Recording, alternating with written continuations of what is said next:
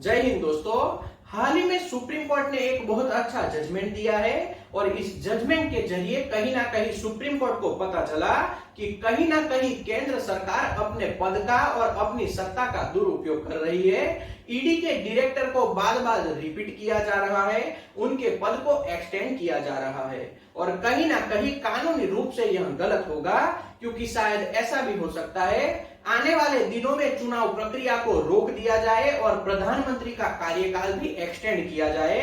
तो यह संभव है कि कहीं ना कहीं केंद्र सरकार अपने पद का दुरुपयोग कर रही है। उन्हें जो सत्ता मिली है, जिस लोकतांत्रिक तरीके से चुनकर केंद्र में प्रधानमंत्री को चुना जाता है, उनके मंत्रियों को चुना जाता है, सभी संसद सभ्यों को चुना जाता है, उसका कहीं ना कहीं केंद्र सरकार दुरुपयोग कर रही है। ऐसा शायद सुप्रीम कोर्ट को लग रहा था, इसीलिए ईडी के डायरेक्टर के पद को सुप्रीम कोर्ट ने गैर संवैधानिक बताया और तत्काल प्रभाव से ईडी के जो संजय मिश्रा, जो ईडी के डायरेक्टर है, उनको उनके पद से हटाने के लिए आदेश पारित किए। अब इसमें किस तरह का कानून है उसे भी थोड़ा जानते हैं। जिस वक्त केंद्र में नरेंद्र मोदी की सरकार आई, वह प्रधानमंत्री बने, उसके बाद 2019 में ईडी के डायरेक्टर के रूप में संजय मिश्रा का चयन किया गया। फिर उनके कार्यकाल उस वक्त 2 वर्ष का था, लेकिन 2 वर्ष का कार्यकाल खत्म होते ही केंद्र सरकार ने कानून में संशोधन किया, यानी कि ईडी के डायरेक्टर को उनके पद पर बनाए रखने के लिए केंद्र सरकार ने एक कानून पारित किया, कानून में संशोधन किया, जिस कानून के तहत एक वर्ष के लिए 3 बार ईडी के डायरेक्टर का कार्यकाल बढ़ाया जा सकता है, उन्हें एक्सटेंशन दिया जा सकता है। और सुप्रीम कोर्ट को यहीं से लगा कि कहीं ना कहीं केंद्र सरकार अपनी सत्ता का दुरुपयोग कर रही है, क्योंकि जो केंद्र सरकार ने कानून में संशोधन किया था उसके मुताबिक 3 बार किसी को भी उनके पद पर बनाए रखना वह संभव था, लेकिन चौथी बार जो एक्सटेंशन दिया वह कानून के मुताबिक गलत था। आप समझ के चलिए, 2019 में 2 वर्ष के लिए संजय मिश्रा को ईडी का डायरेक्टर नियुक्त किया गया, उसके बाद 1 वर्ष का उन्हें एक्सटेंशन दिया गया, फिर दूसरी बार 1 वर्ष का एक्सटेंशन दिया गया, यानी कि 3 बार का उनका कार्यकाल समाप्त हो चुका था, लेकिन कानूनी संशोधन के आधार पर उन्हें तीसरी बार एक्सटेंड किया गया। तो सुप्रीम कोर्ट को यह लगा कि जो उन्हें चौथी बार उनके पद पर बिठाया गया है वह कानून के रूप से गलत है, और जो विपक्षी पार्टियां थी उनका भी यही मानना था और सुप्रीम कोर्ट से यही मांग थी कि केंद्र सरकार अपनी सत्ता का दुरुपयोग कर रहा है और ईडी का एक गलत तरीके से विपक्षी पार्टियों को तोड़ने के लिए भारत में इस वक्त उपयोग हो रहा है। कहीं ना कहीं सुप्रीम कोर्ट को भी यह लगा कि विपक्षी पार्टियों के नेताओं को अरेस्ट किया जा रहा है, विपक्षी पार्टी के नेताओं को गलत तरीके से परेशान किया जा रहा है, विपक्षी पार्टियों को तोड़ने के लिए कहीं ना कहीं ईडी का उपयोग हो रहा है। शायद सुप्रीम कोर्ट ने इसी वजह से ईडी के डायरेक्टर संजय मिश्रा को उनके पद से हटाने का जो जजमेंट दिया है, ऐसा भी आप मान सकते हो। अब इससे आगे देखते हैं। 31 जुलाई 2023 का दिन सुप्रीम कोर्ट ने तय किया है। उस दिन संजय मिश्रा को अपने पद से हटा दिया जाएगा, उनको अपने पद से रिटायर कर दिया जाएगा और तब तक का वक्त, यानी कि तकरीबन 15 से 17 दिन सुप्रीम कोर्ट ने केंद्र सरकार को नए ईडी के डायरेक्टर के चयन के लिए वक्त दिया है। इतने दिनों में सुप्रीम कोर्ट को केंद्र सरकार को बताना है कि किस अफसर को नए ईडी के डायरेक्टर के लिए चयन किया जाता है, और उसके दूसरे दिन यानी कि 31 जुलाई के दूसरे दिन नए डायरेक्टर को उनका पदभार सौंप दिया जाएगा और संजय मिश्रा को उनके पद से रिटायर कर दिया जाएगा। तो 31 जुलाई 2023 का दिन सुप्रीम कोर्ट ने स्पष्ट किया है। इससे एक अलग बात भी सुप्रीम कोर्ट ने बताई है, केंद्र सरकार को सत्ता है कि वह कानून में संशोधन कर सकते हैं, यानी कि जो कानून में संशोधन के जरिए 3 बार के कार्यकाल का एक्सटेंशन की बात जो केंद्र सरकार ने तय की थी, कानून में संशोधन किया था, उसे सुप्रीम कोर्ट ने वैध बताया है, यह बात सही है। लेकिन जो चौथी बार एक्सटेंशन दिया गया उसे सुप्रीम कोर्ट ने गलत ठहराया, यानी कि केंद्र सरकार ने जो कानून में संशोधन किया वह सही पाया गया, लेकिन चौथी बार संजय मिश्रा को ईडी का डायरेक्टर चयन किया गया उसे गलत ठहराया गया।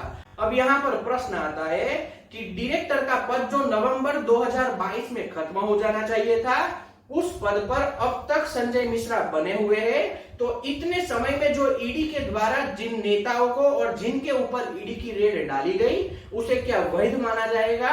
तो शायद हो सकता है कि विपक्षी पार्टियां इन कार्यकाल को देखते हुए सुप्रीम कोर्ट में आने वाले दिनों में एप्लीकेशन लगा सकती है, क्योंकि अगर उनका पद ही वैध नहीं माना जाता, पद ही अवैध माना जाता है, तो ऐसे में उन्होंने जो अपने कार्यकाल में जो काम किए हैं वो कहीं ना कहीं अवैध माने जाएंगे, ऐसा हमें लग रहा है। लेकिन इस बात की पुष्टि हम नहीं करते। अभी आने वाले दिनों में सुप्रीम कोर्ट तय करेगा। ईडी के डायरेक्टर के रूप में संजय मिश्रा ने अपने कार्यकाल में यानी कि नवंबर 2022 से जुलाई 2023 तक जो काम किए हैं वह सही है या फिर गलत। अब इससे आगे और एक बात जानते हैं। जब 2019 में संजय मिश्रा को 2 वर्ष के कार्यकाल के लिए ईडी के डायरेक्टर के रूप में चयन किया गया, तब से लेकर अब तक जितनी भी विपक्षी पॉलिटिकल पार्टियां हैं, कहीं ना कहीं ऐसा दिखाई देता है, न्यूज में देख लीजिए या फिर ईडी की रेड के जो आंकड़ा है उसमें देख लीजिए, सभी विपक्षी पार्टियों के नेता के वहां रेड डाली जाती थी, उन्हें नोटिस भेजे जाते थे। उसमें से जिन पॉलिटिकल पार्टियों ने ईडी के दबाव में आकर सत्ता में बैठी भारतीय जनता पार्टी का दामन थाम लिया, उनको परेशान करना बंद कर दिया जाता था। कहीं ना कहीं ऐसा मान सकते हो कि वॉशिंग मशीन का कार्य ईडी के रूप में भारतीय जनता पार्टी करती आ रही थी, ऐसा विपक्ष का मानना है। जो भी ईडी की रेड के बाद सत्ताधारी पक्ष के साथ जुड़ जाता था उन्हें बख्श दिया जाता था, यानी कि ईडी उन्हें एक रूप से क्लीन चिट दे देती थी, आगे की कोई भी कार्रवाई उनके खिलाफ नहीं की जाती थी। लेकिन जो भी विपक्षी पॉलिटिकल पार्टियां भारतीय जनता पार्टी के साथ या फिर एनडीए के साथ जुड़ने के लिए तैयार नहीं होती थी, उन्हें जेल के पीछे धकेल दिया जाता था। अब इसमें थोड़े आंकड़े समझते हैं। महाराष्ट्र में जिस तरह से शिवसेना को तोड़ा गया उसमें कहीं ना कहीं ईडी ने अपनी भूमिका निभाई थी।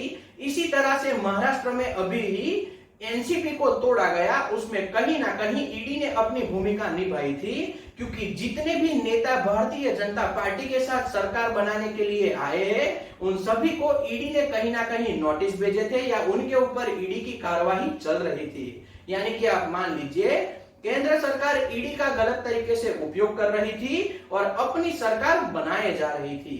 पिछले 1-2 वर्ष पहले हमने देखा मध्य प्रदेश में ज्योतिरादित्य सिंधिया जो कांग्रेस सरकार में एक पक्षकार थे, वह अपना चुनाव हार चुके थे, फिर भी उन्हें अपना पद दिया गया था, लेकिन उन्हें कोई अच्छा पद नहीं मिला। उसे देखते हुए वह बहुत से विधायकों को तोड़ के भारतीय जनता पार्टी की मध्य प्रदेश में सरकार स्थापित की। जैसे इस वक्त महाराष्ट्र में भारतीय जनता पार्टी ने एनसीपी और शिवसेना के गठबंधन से सरकार स्थापित की, इसी तरह से कांग्रेस के बहुत से उम्मीदवार को तोड़कर ज्योतिरादित्य सिंधिया भारतीय जनता पार्टी के साथ मिलकर मध्य प्रदेश में सरकार बनाई। इसी तरह से पश्चिम बंगाल में ममता बनर्जी यानी कि तृणमूल कांग्रेस की सरकार है, वहां पर उनके भतीजे को ईडी ने बहुत सी बार नोटिस भेजे, ईडी ने बहुत सी बार उनको अपने दफ्तर बुलाया और पूछताछ की। तो कहीं ना कहीं टीएमसी को तोड़ने की भी ईडी के द्वारा कोशिश की गई। तो इसे भी आप मान सकते हो। इससे आगे बहुत से ऐसे राज्य है, मैं सभी का नाम लेना नहीं चाहता, लेकिन बहुत सी ऐसी विपक्षी पॉलिटिकल पार्टियां हैं जिसके वहां ईडी के द्वारा नोटिस भेजे गए, उनको पूछताछ की गई और बाद में उन्हें जेल के पीछे भेज दिया गया। अगर वह भारतीय जनता पार्टी या फिर एनडीए के साथ जुड़ने के लिए तैयार हो जाते तो कहीं ना कहीं ईडी उन्हें क्लीन चिट दे देती और वह लोग बच जाते।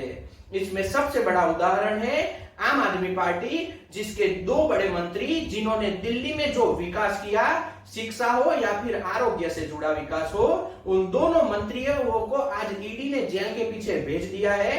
तो कहीं ना कहीं आप मान सकते हो भारतीय जनता पार्टी केंद्रीय जांच एजेंसियों का गलत तरीके से उपयोग करके उनकी सरकार स्थापित करने में कहीं ना कहीं एजेंसियों का उपयोग करती रही है। और इसी की वजह से आज बहुत से राज्यों में भारतीय जनता पार्टी ने इन केंद्रीय जांच एजेंसियों का उपयोग करके अपनी सरकार स्थापित की है।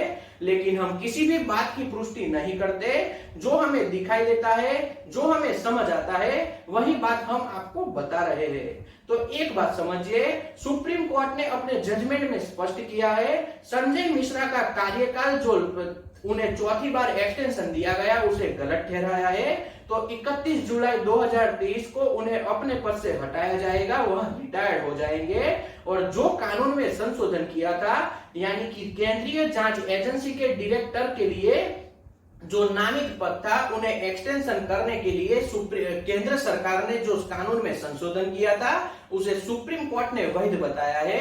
यानी कि जो कानून में संशोधन हुआ वह सही था, लेकिन जिस गलत तरीके से ईडी के डायरेक्टर संजय मिश्रा को एक्सटेंड किया गया वह उसे सुप्रीम कोर्ट ने गलत ठहराया है। तो आने वाले दिनों में पता चलेगा केंद्र सरकार कौन से अफसर को ईडी के डायरेक्टर के रूप में लेकर आती है और किस वजह से अभी आने वाले दिनों में आने वाली जनरेशन को और भारत के नागरिकों को फायदा पहुंचाया जाएगा। क्योंकि एक बात साफ है, जिस देश में विपक्ष मजबूत नहीं होता उस देश में लोकशाही जैसा कुछ भी नहीं होता। अगर लोकशाही जैसा कुछ भी नहीं होता तो चुनाव करने की कोई जरूरत नहीं होती और ऐसे देश को तानाशाही वाला देश आप मान सकते हो। तो आप सभी लोगों को एक बात जरूर सोचना चाहिए कि आपको किस तरह की सरकार चाहिए, आपको किस तरह का विपक्ष चाहिए। क्योंकि देश में अगर विपक्ष मजबूत होता है तो लोकशाही के लिए वह अच्छी बात मान सकते हो, लेकिन लोकशाही में अगर विपक्ष को तोड़ा जाएगा, विपक्ष को ईडी का और केंद्रीय जांच एजेंसियों का डर दिखाकर एनडीए में शामिल किया जाएगा, सत्ताधारी पक्ष के साथ जोड़ लिया जाएगा, तो कहीं ना कहीं जो हम इलेक्शन में वोट देते हैं उसकी वैल्यू जीरो हो जाएगी। वो आने वाले दिनों में हमारे लिए और हमारी आने वाली पीढ़ी के लिए कहीं ना कहीं खतरे की घंटी आप मान सकते हो। तो आपको इस सभी विषय पर सोचना चाहिए। तो मैं आशा करता हूं आज हमने जो विश्लेषण किया है वह कहीं ना कहीं आपको पसंद आया होगा। अगर वीडियो आपको पसंद आया हो, आज का विश्लेषण आपको पसंद आया हो, तो वीडियो को लाइक और शेयर कीजिए, चैनल को सब्सक्राइब कर लीजिए और घंटी के बटन को दबाना बिल्कुल न भूले, ताकि आने वाले वीडियो का नोटिफिकेशन आपको सबसे पहले मिल सके। तो आज का विश्लेषण यहीं तक। जय हिंद।